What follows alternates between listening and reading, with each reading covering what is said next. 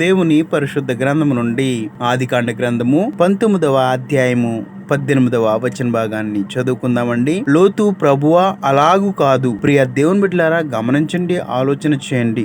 ఇక్కడ దేవదూతలు లోతుకు ఎత్తైన పర్వతం వైపుకు వెళ్ళమని సజెషన్ లేదా చెప్పినట్లుగా బోధిస్తున్నట్లుగా ఇక్కడ మనకి వాక్య లేఖనాలు తెలియజేస్తున్నాయి. అయితే లోతు బ్రతిమాలుచున్నాడు.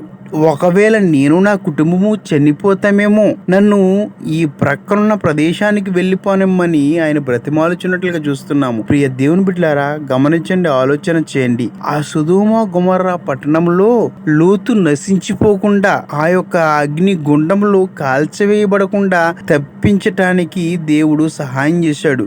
మానవులు చేసేటువంటి తప్పిదము లోతు చేస్తున్నాడు.